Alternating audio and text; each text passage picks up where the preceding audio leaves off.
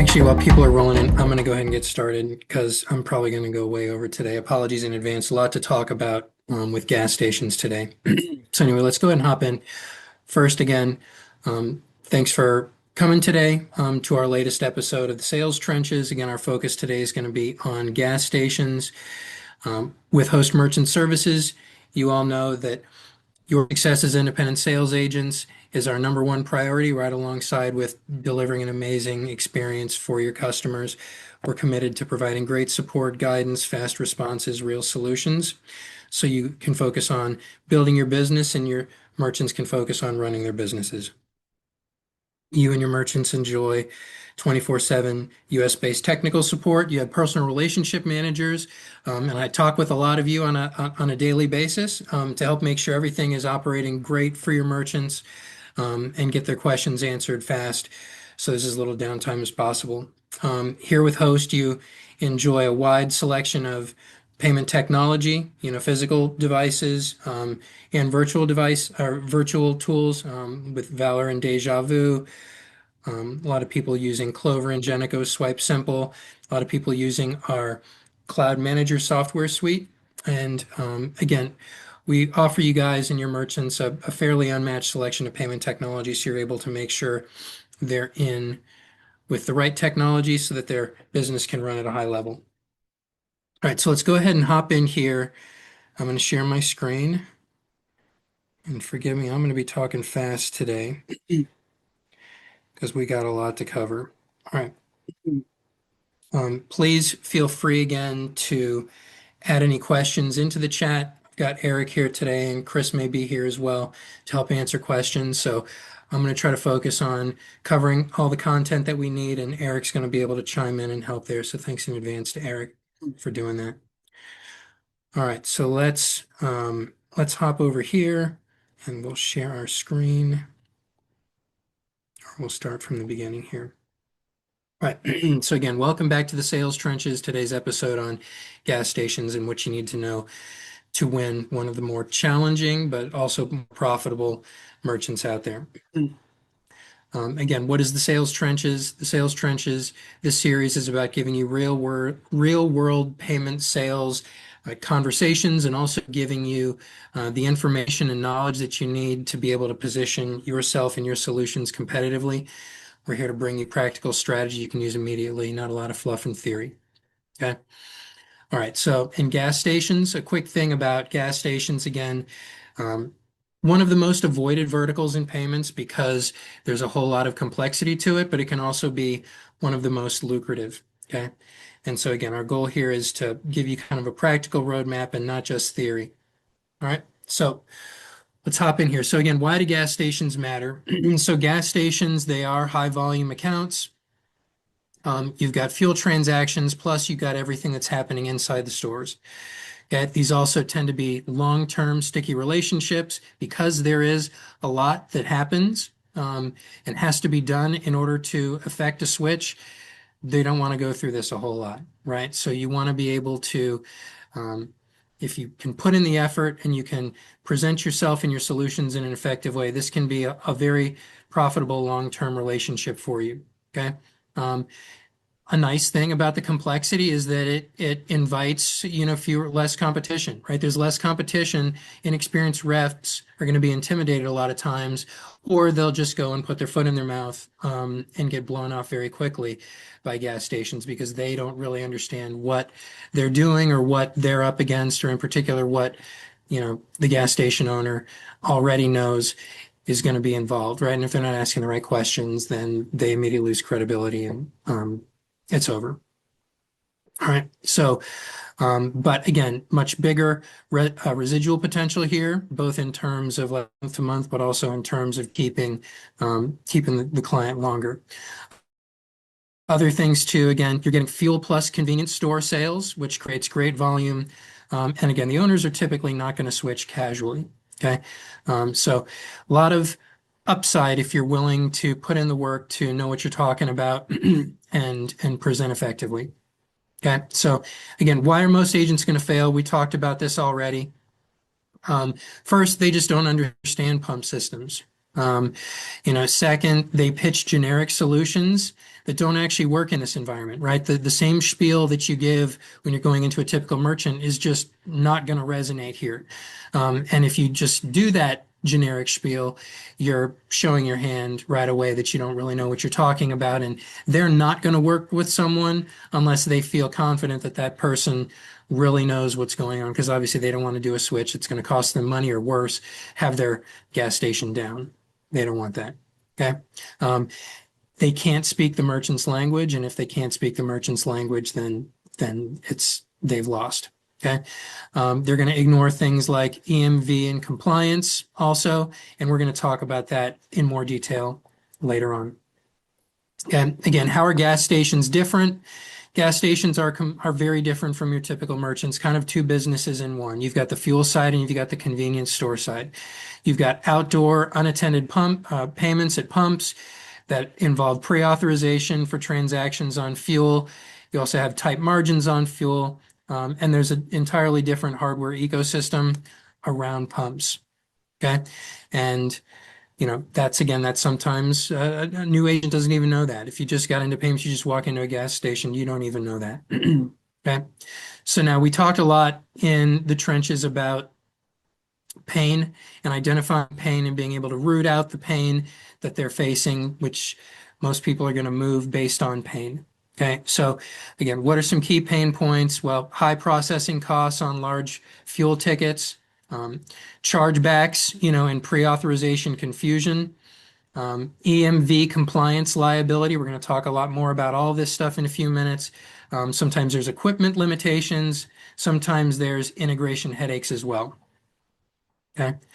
So understanding the tech stack. So what all are we up against, or what all do we have to be able to coordinate with in order to get this merchant to switch? So first of all, the pumps are often going to be Gilbarco, NCR Radiant, Verifone Commander, and sometimes Wayne. Okay. These connect to a site controller, and then you have also the point of sale system inside the store. And then obviously you've got a payment processor that's going to tie it all together. Okay. And again, I've said this many times, I'm going to say it again. Gas stations are not your typical plug and play retail account. There's a lot to juggle here. Everything has to work together and play nicely together. Okay. All right. So again, we talked about taking payments at the pump. We talked about taking payments inside the store. Okay. So the payments at the pump, we all know because we all drive and we've filled up with gas, but these are unattended transactions. They're hardware dependent. And there's also pre-authorizations that are involved. Okay. So again, card present, but unattended. It's the transactions are driven through the pump hardware itself and a site controller, and they're almost always going to use pre-authorizations. From the device standpoint, the card reader is built into the pump itself, which everyone that's pumped gas knows this. These are typically manufactured, again, by those companies we mentioned on the last screen, and they're not easily swiped out like you can easily swipe out like a terminal or something like that with another merchant. Okay? So your processing solution is going to have to be compatible with their pump hardware, and you need to be able to know that you're going to be able to be compatible. Otherwise, the deal is going to be dead. Okay. From a rate standpoint, lower margin for the merchant, larger ticket size. It can be heavily impacted by interchange, and even small pricing differences can matter. But again, you don't want to lead with price here. If you go in to a gas station and say, hey, I'm going to save you money, like, yes, they're worried about a few cents, but what they're really worried about is all the stuff that's going to be involved in potentially switching. Okay. So functionality comes first. Okay. The inside of the store, the inside transactions, these are standard retail transactions. They're run through a point of sale system or a terminal. There's not pre-authorization like you would have with fuel. From a device perspective, these are much more flexible.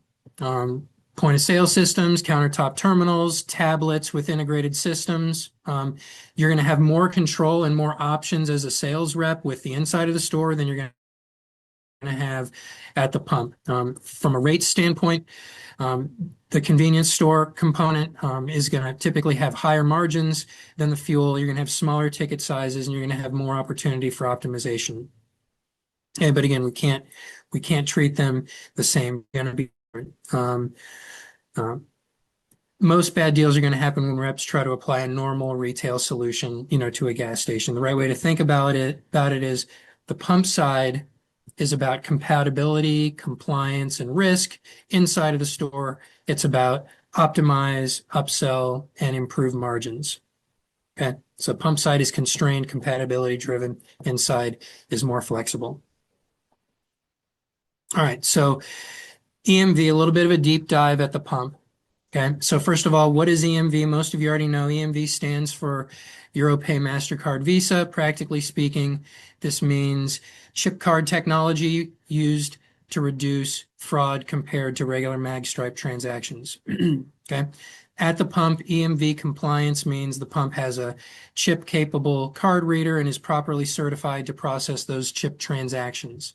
Okay, this matters because there's a shift in liability if they're compliant. Okay, if the gas station is not EMV compliant at the pump, they're responsible for counterfeit fraud that happens there. That means that if someone uses like a cloned card or something like that at the pump, the merchant's going to have to eat that loss if they're not compliant. Okay, so now what determines if the merchant is EMV compliant or not? Okay, so the pump hardware must support EMV, meaning the chip readers are installed. The site controller and software must support the EMV, and the entire system must be certified end to end. Okay, so, and if any one of those pieces is missing, they're not fully compliant. So now a key question could be, well, as an agent, can I just tell by looking at the pump and seeing a chip reader that they're fully compliant? And the answer is sometimes, but definitely not always, right? So you definitely do want to look for, does the pump have a visible chip slot instead of a swipe reader? Okay. Does it say insert card as opposed to only swipe? Okay. But the reality is that even if there is a chip reader, that does not guarantee full EMV compliance. The back-end system still has to be certified. So yes, the ultimate question, or ultimately there's a question that has to be asked to the owner: are your pumps fully EMV compliant, or are you still running magstripe at the pump? Okay. Now, if they're not EMV compliant, if they say no, we're not compliant, we know that they're exposed to fraud losses. They likely know this, and they also know that the upgrades are going to be expensive. For those of you that don't know, again, upgrading for EMV compliance can be very expensive. At the very lowest end, it might be like $15,000. It could be 50 to up to $100,000, for like a full site getting upgraded. Okay, so this is not cheap. This is not a small conversation, but again, this is you being the consultant. Okay, you're not selling processing, you're helping to navigate through a necessary upgrade to help them reduce risk for their business. Okay, and if you can guide that process, or even by asking the right questions, even if you're maybe not the ultimate gas station Sherpa, by asking the right questions, you're able to convey a high level of understanding, that kind of consultative level of understanding, and you become immediately valuable to them, right? They're going to be like, okay, well, I'm not talking to one of the clowns that comes in here every day saying they're going to save me money. This guy actually knows, or gal knows, what I'm talking about and what the pain point is and what we're actually up against here. Okay, so EMV is not just a technical detail, it's one of the biggest drivers of opportunity in the vertical. But again, the hardware does not completely prove compliance. The owners may need to confirm with their processor or vendor. But again, the non-compliance can create a very large sales opportunity, even though it does create a large expense, but they, kind of already know that. All right. Now, a little bit about Fleet, WEX, and Voyager. Okay, so these are, for those of you not familiar with this type of vertical, you may have heard these terms but not know exactly what they are. So let's go ahead and talk about something that is absolutely critical to gas stations, and that's fleet card acceptance. Okay, if you don't understand fleet and what fleet is, then you're going to miss the deal. You're not going to get the deal. Okay, so first of all, what is fleet? Fleet cards are payment cards used by by businesses to kind of manage vehicles. Think like trucking companies, contractors, delivery fleets, stuff like that. These cards are used primarily at gas stations for fuel purchases, but they come with controls like fuel only restrictions, right? Here's your fuel card, but it's for fuel, right? Possible driver ID or PIN requirements to make sure that the right person is using, using the card, and additional reporting for the business owner. Okay. And again, the two big ones that you need to know are going to be WEX and Voyager. These are the most common ones in the space. Okay. You need to know that WEX and Voyager are not standard Visa MasterCard transactions. Okay. These are closed loop or specialized networks with their own pricing rules and routing. And why does that matter? Well, most gas stations already accept WEX and Voyager because it's important to be able to accept that at a gas station. And so these merchants are going to expect that you know what they are and that you're going to have a solution that's going to support them. If you can't support WEX and Voyager, then the deal's pretty much done. And also, if you don't know what WEX and Voyager are, they're busy and they're not going to have time for you. Okay. So, how it works kind of at a high level, the processor gateway must be enabled for those WEX and Voyager networks. The merchant account must be set up with the correct pricing tables. The point of sale pump system must support fleet prompts like the driver ID, odometer, etc. Okay. And so, in other words, this is both a pricing setup and a technical configuration. All right. So, pricing reality, what does this mean for you all? Fleet cards will typically have a higher cost than standard cards. Okay. They're priced differently than Visa MasterCard and they require specific setups. Okay. There's another name to be aware of, and that's Fuelman. Okay. Fuelman is another fleet card brand, but it works a little bit differently. Fuelman requires a direct relationship between the merchant and Fuelman. Okay. That means the merchant must have a Fuelman account ID. We do not create that relationship. They create that relationship. And we simply enable on the back end using their Fuelman ID. Okay. So if you're already, you'll be like, if you're already set up with Fuelman, we can connect that to your processing. If not, set that up directly with them and we should be able to integrate. Okay. Now, other things to be aware of with these types of situations. Obviously, if WEX and Voyager are not enabled, they're going to miss out on a lot of sales and you're not going to get the deal. Incorrect pricing is going to cause big problems, basically treating them the same. And if the point of sale is not configured for those prompts, those additional data requirements for these type of accounts, transactions are going to fail or downgrade. All right. A simple way to ask your merchant would be, do you currently accept WEX and Voyager? And they probably do. And are you set up with Fuelman as well? And you can follow up with, have you had any issues with fleet transactions or reporting? Okay. But again, fleet's not really optional for gas stations. If you don't bring it up, the merchant will. And if you're not prepared, you're going to lose credibility fast. Next, pre-authorizations. Okay, so fuel transactions work differently than most transactions. When a customer inserts their card, there's a pre-auth for like $75 or $100.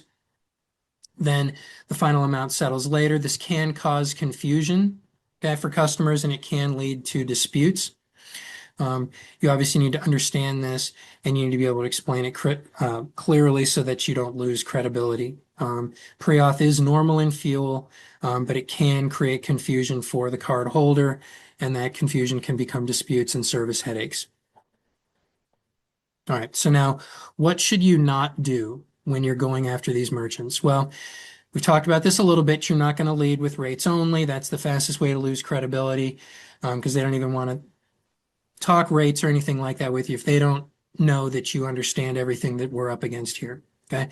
You're not going to promise easy switches because it's not an easy switch. You're not going to ignore pump compatibility, and you're not going to understate the complexity. Okay. Don't pretend it's simple because the merchant knows that it's not simple. And if you try to act like that, then their BS detector is going to go off and you're going to be on to the next station without business here. Okay, now what to do? Again, we've talked about leading with expertise, asking the right questions. Super important. Asking the right questions is how you are able to lead with expertise. Okay.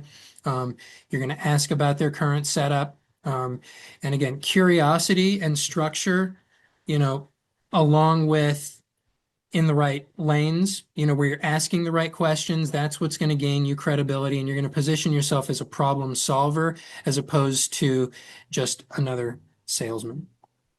Okay.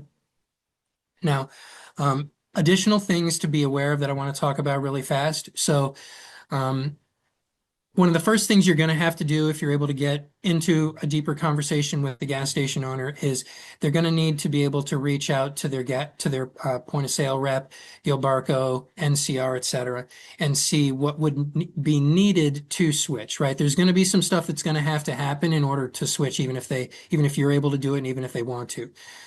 Oftentimes that will come at a cost. As there's going to typically be a charge for the rep to come out to switch over systems. Maybe they need upgraded hardware. Once that is upgraded, though, the process for switching over is pretty easy. We'll supply a VAR to the agent, or merchant to give to the point of sale rep. They'll change everything on the back end, and the merchant should be able to continue processing as they have been. Okay, so once all that upfront work is done, a fairly seamless switch can happen. Okay, again, obviously savings must be there to justify the switch. Okay. There has to be a good reason for them to do this, obviously. But again, if you're not asking the right questions and knowing what we're up against in terms of switching costs and upgrade costs and all that, then you're probably not going to do as good a job as you could with pricing the deal, right? You need to be able to frame the deal as a win for them, even though they're going to take on the cost to have the Gilbarco rep come out, and even though they may have to upgrade something, you're going to be able to you need to be able to show them with the pricing that this all still makes sense and it's going to be creating a win for them. Okay. Another note is you're probably going to have more luck going with unbranded gas stations. Oftentimes chains have locked processing. And so, if you go to a big chain, I'm going to guess, can't go to Buc-ee's and win that, but I don't know. I could be wrong. But anyway, stick mostly to unbranded gas stations. All right, discovery questions. All right, so, when you're talking to the gas station owner, what types of questions should you be asking, right? So what pump system are you using? Are you EMV compliant? Who's your current processor? Having issues with chargebacks or declines? When was your last upgrade? Are you aware of upgrades that are needed? These types of questions are going to show that you know what matters to them, and that's going to help you gain credibility fast. Okay. You're going to position how you're going to position yourself, right? Many agents are going to avoid gas stations, but you want to frame yourself as someone that focuses on them, right? You recognize that this is a highly specialized and complex, avenue within the payment space. So you're going to frame yourself as someone that actually focuses on them. You're not just someone that is a jack of all trades. You're going to frame yourself as someone that focuses on them. You can literally say most agents avoid gas stations and you focus on them. You help the owners avoid costly mistakes.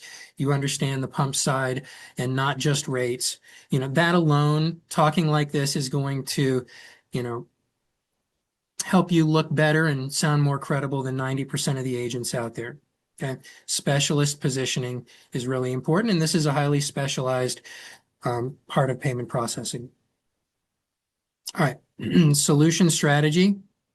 Okay. So again, you want to match the processor to the pump compatibility. You want to make sure EMV is handled properly, focus on reliability, not flashy features, and be able to optimize fees. Compatibility first, compliance second, optimization third is the order you're going to want to go. Now, I know we're running long, but I'm going to keep going, and there'll be a recording. If some of you have to run, that's fine. The recording should be on YouTube probably in a week or so. Objections, right? So a big part of sales is being able to handle objections. So I wanted to run through a few objections that you might face out there in the field and how you might try to combat those objections, okay? This is the trenches, right? So objection, this all sounds too complicated, okay? So Generally speaking, you don't want to, whatever the objection is, you don't want to argue, you want to reframe, right? You want to agree and reframe. Okay, so you're not going to want to say, no, it's not complicated at all, because everyone knows, well, they certainly know that it is complicated. You want to agree with them. Absolutely right. Your business is more complex than most businesses. That's actually why I focus on gas stations in particular. Most reps have no idea and don't understand everything with pumps and how everything has to connect and where mistakes can happen, right? My role here is to simplify it and to make sure that nothing breaks in the process, right? So, complicated question, don't understate it. Say, yes, it's complicated, and that's why I focus on it. Okay. I'm locked into a contract. Again, agree, and understand. Totally understand. That's very common in gas stations. Whoops. That's very common in gas stations. Most owners I talk to aren't switching immediately, right?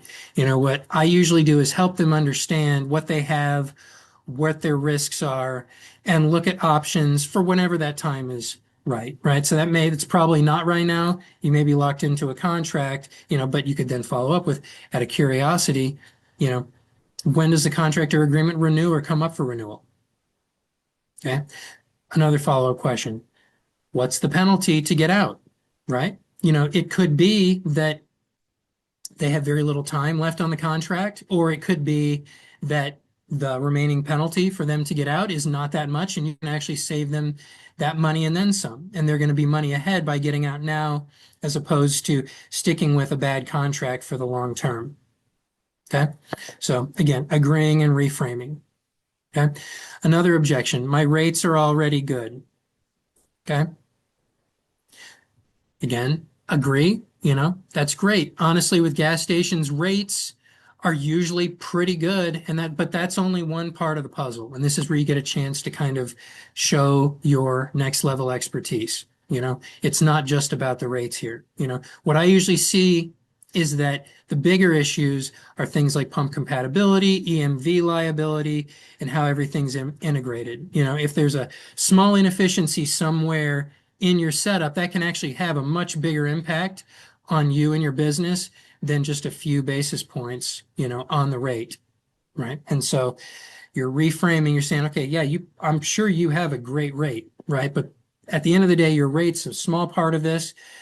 All that matters at the end of the day is your business running well and what's your take home, And so a great rate with bad other stuff could still have you in a less than desirable position.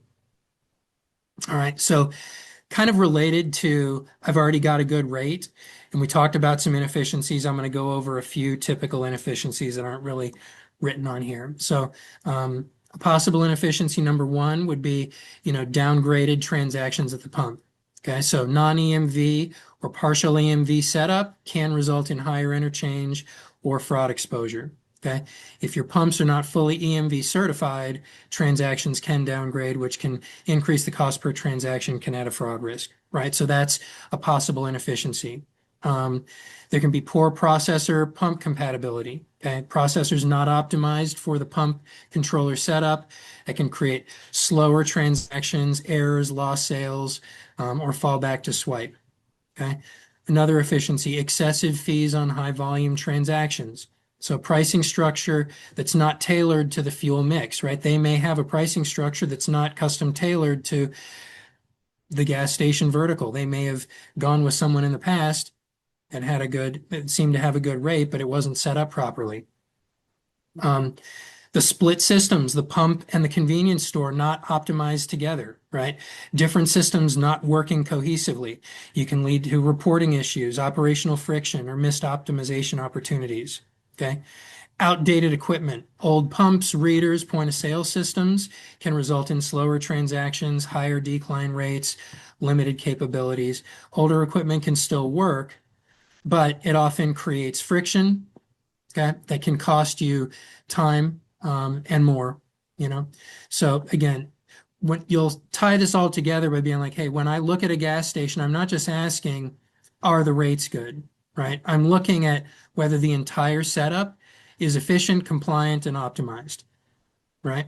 And so again, as a gas station consultant, not a payment processing salesperson, but as a gas station consultant, you're just there to give them a good look at what's working and what's not working, and maybe there's a better solution, right? So isn't it worth a few minutes to figure out whether you're fully optimized and you're not maybe hemorrhaging money, time, or effort in some way without even realizing it?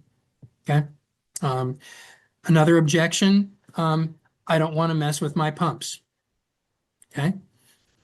Fine. Again, agree. Makes total sense. Your pumps are the heart of your business. That's the last thing you want is downtime in your business, replacing pumps.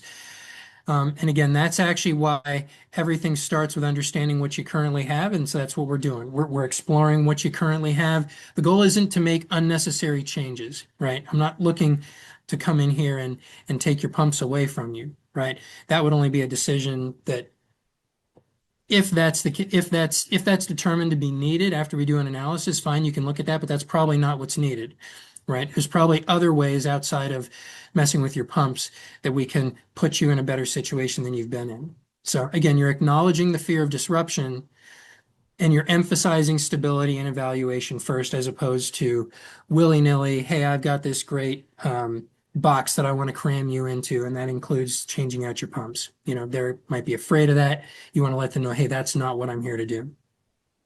Okay. Everything is working fine. Okay. Well, that's good to hear. And honestly, that's exactly when it makes sense to take a look. Okay. Most issues in this space aren't obvious day to day.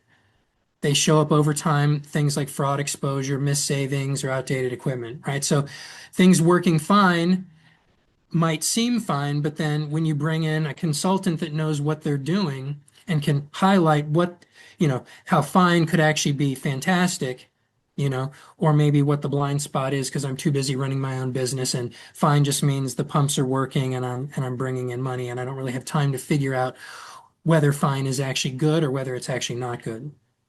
Okay. So again, when was the last time someone reviewed your entire setup end to end? Okay. That's a good question. The answer has probably been a long time, if ever. Okay. So you're not challenging them directly. Okay. You're introducing hidden issues gently, by asking a good question like, when was the last time somebody actually walked through your entire setup for you, which I'm willing to do. Okay. Um, Upgrade to EMV is too expensive. Okay. So again, we've talked about that. It is expensive. So you got to reframe here from cost to risk. Okay. So you're not wrong. It is a significant investment to get EMV compliance. Most owners I talk to are weighing that same decision. The real question becomes, what's the cost of not upgrading? Okay, if there's fraud at the pump, that's coming out of your pocket. So it's really about timing and making sure the approach and the upgrade are done correctly. Okay, so again, don't dismiss this, right? EMV is expensive. Identify the elephant in the room, but then reframe. Okay, agree, reframe. Keep saying that. Okay, I've had bad experiences switching processors. Okay, so how do you respond to that? I hear that a lot. And again, we've positioned you already to present as a consultant as opposed to a salesperson, right? So bad experience with processors. So maybe they've been just sold in the past as opposed to consulted. Okay. I hear that a lot, especially in gas stations. A lot of issues come from people treating these accounts like normal retail accounts. And you and I both know that they're not. The difference here is we start with the equipment and compatibility first, not pricing. That's what prevents problems most people are running into. Okay. So if you noticed, none of these responses are about pushing harder. It's about understanding the concern, agreeing where appropriate, and reframing the conversation. That's how you build trust. You have to acknowledge, and they have to feel like you're hearing them and you understand them before they're going to be willing to hear you out on your ideas. Okay. A few more things. Decision tree, EMV compliance. Obviously, we talked about having to determine EMV compliance. We talked about talking to their rep. It's not on here, but talking to their rep and figuring out what the cost of changing would be, but identifying also what pump type, integration compatibility, upgrade path. We talked about that, and optimization path. Okay. Real opportunity framing. Again, these are not quick deals. And because they're not quick deals, they are complex deals. Most agents are going to avoid them. You have less competition, but they're more complex. But if you can get yourself the knowledge that you're getting here today from us, you're going to be able to win more of these deals. All right, again, closing strategy, you're consultative, not selling. Okay, you're building trust over probably multiple conversations. Okay, you're probably not going to go in and win this deal on a first conversation. Probably establishing credibility in the beginning, planting a seed of, of the owner needing to know more information or wanting to know more about whether their whole setup is good or it is not. And you want to always be able to clearly define what the next step is, whether that's a follow-up, a review, a system evaluation. Okay. It's a multi-step close here. And setting proper expectations as to what those steps are with the merchant makes them also feel good about, okay, this person knows what they're doing. They have actually done this before. I'm in good hands. Let's go ahead, and it's worth exploring now. All right, so we talked about, again, more stuff in the trenches, what to say, what to not say. Okay, so let's make this very practical, because this is where a lot of agents freeze up, is kind of like opening lines. You walk into a gas station, great, what the heck do I say to these people? There's a few strong openings here. You can just come right at the EMV and say, out of curiosity, are your pumps fully EMV compliant now? Are you still in the process of upgrading? A softer approach, I work with a few gas stations in the area, just curious what systems you're currently running with your pumps. I've been seeing a lot of gas stations dealing with chargebacks and EMV issues at the pump. Has that been a concern for you at all? Okay. And then after you've done that, next year, identifying the setup, understanding the pain points, establishing credibility, starting to introduce your talks about optimization and bringing the actual value to them, risk mitigation, okay, and always setting that next step. Okay. Some final takeaways. Again, complexity here, and it's complex, is an opportunity. Okay. It's not something to hide from. It's an opportunity. You've got less competition with these merchants, or less real competition, because most people are going to show up and be clowns. Okay. Your knowledge is your advantage here. And that's what we're trying to do here with these weekly webinars. We're trying to give you the knowledge and the confidence to be able to get out there and to win these deals. Okay. So don't be scared by the complexity here. That's an opportunity. I was watching, maybe people have followed, like Alex Hormozy. There's a lot of guys kind of in that personal improvement space. And he's like, hey, when I saw something that was really difficult to do, like I jumped right at it, because I knew that if it was really hard to do, I knew that I had the willpower to do it and get it done. And I was also not going to have a lot of competition. All right. So I think we're very well over here. But again, start asking questions, stop avoiding these deals, and reach out to support when needed. We're going to be back next week. We haven't decided the topic, but again, some possible topics are right here. We're thinking about doing a Q&A, so watch out for your email this week. I may reach out and just kind of do an agent Q&A that doesn't focus on a specific issue, but focuses on bouncing around to things you guys are seeing out there. So please reach out if you can think of anything. Also be on the lookout in the email. Really appreciate you guys and your time here. Appreciate you sticking with me an extra 10 minutes today. Let me go ahead and stop share here. And let me see if we have any unanswered Q&A. We don't. Eric, yeah, thanks so much for jumping in here and answering some questions. All right, guys. Well, hey, thanks for the extra time. Good luck at your gas stations. Reach out to your RMs. Remember, you've got us here. You've got your RMs. If you have any questions about this or anything, go ahead and reach out, and we'll give you what you need to go out and win these deals. So everyone have a great week, and we'll talk to you next week.